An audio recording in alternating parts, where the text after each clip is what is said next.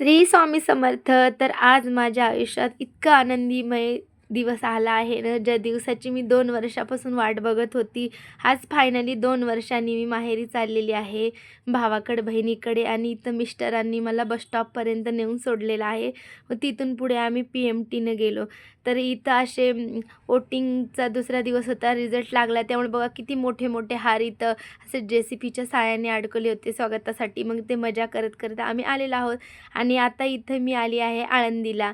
आळंदीला तर माझं माहेर आहे, इथं माझे सगळे राहतात. तर बघा, इथं आळंदीमध्ये बस स्टॉपला शिवाजी महाराजांचं किती छान असं डेकोरेशन केलेलं आहे. महाराजांचा पुतळा आहे, तोफे आहेत, शिपाई आहेत. खूप छान वातावरण. म्हणजे आम्ही तिथं जाऊन 10-15 मिनिट थोडं थांबलो होतो. बहीण भाऊ न्यायला येत होते, तर त्यांना वेळ लागला. मग ते आले न्यायला. तर बघा, इथं इथं माझा भाऊ पहिली वेळेस आज माझ्या व्हिडिओमध्ये आलेला आहे, ब्लॉगमध्ये. तर तो सगळ्यांना नमस्कार करतो. इथं ताई पण आलेली आहे. खूप छान 2 वर्षांनी आम्ही सगळे एकत्र आलेलो आहोत. मुलं पण खूप खुश होते. इथं थोडी मस्करी चाललेली.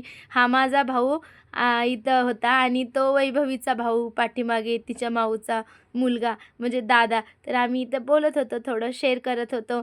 खूप आनंदात होतो, की इतक्या आनंदात की आनंद मावत नव्हता. नंतर इथे मग सकाळी चूल पेटवली होती छान अशी बाहेर आमच्यामुळं. आणि मग दुसऱ्या दिवशी सकाळी आजी पण आली होती माझी गावावरनं. माझी आजी 70-75 वर्षाची आहे, पण आहे, कडक आहे अजून तरी. मग ती पण आलेली होती. तर इथं कार्यक्रम होता ताईच्या इथं, ते पुढच्या ब्लॉगमध्ये तुम्हाला नक्कीच कळेल. आणि इथं मुलं बघा ना, किती छान आजी पणजीसोबत मजा करत होते. ताईचा मुलगा, ही वैभवी छान अशी मजा करत होते.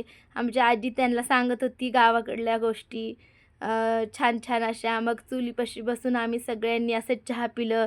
ती सकाळीच 5 वाजता पोहोचली होती ट्रॅव्हल्सने गावावरून. तर तिला भाऊ आणायला गेलता ना, तर ती सांगत होती गमती-जमती थोड्या मुलांना. मग तिला आम्ही चहा दिला. काळा चहा प्यायचा होता तिला. असं छान चुलीजवळ शेकत बसलेलो. खूप मज्जा आली. खूप छान वाटलं. इतकी आनंदी आणि खुश झाली ना मी.